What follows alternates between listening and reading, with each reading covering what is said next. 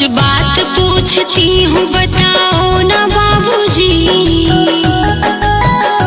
सच बात पूछती हूँ बताओ ना बाबूजी, छुपाओ ना बाबूजी, क्या याद मेरी आती नहीं, क्या याद मेरी आती नहीं।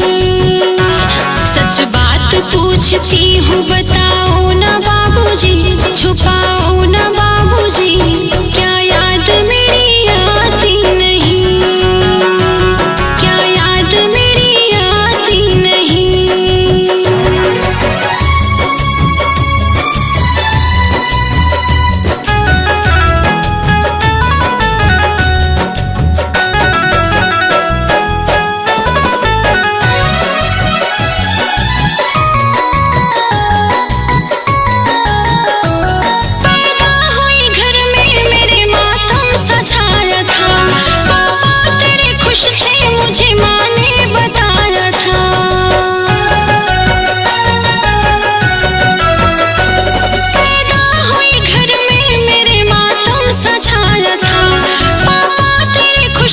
मुझे माँ ने बताया था, लीले के नाम प्यार जताते भी मुझे थे, आते थे कहीं से तो बुलाते भी मुझे थे।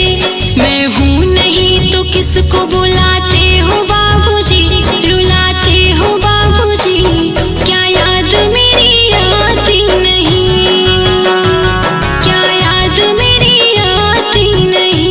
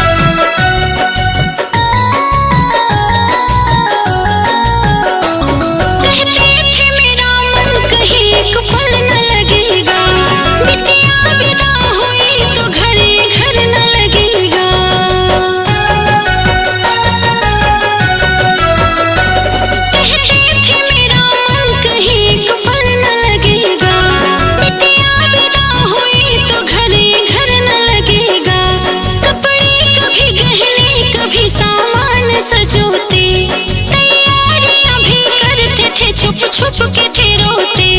कर कर के याद अब नहीं रोते हो बाबूजी, न सोते हो बाबूजी, क्या याद मेरी आती नहीं, क्या याद मेरी आती नहीं।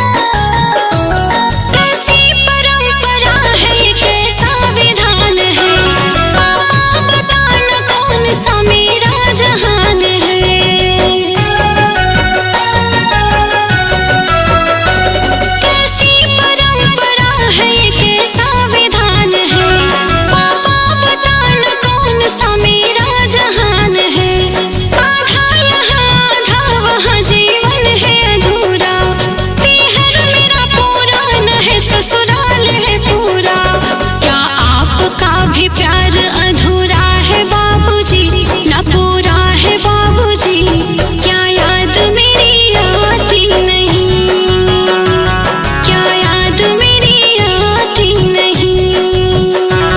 सच बात पूछती हूँ बताओ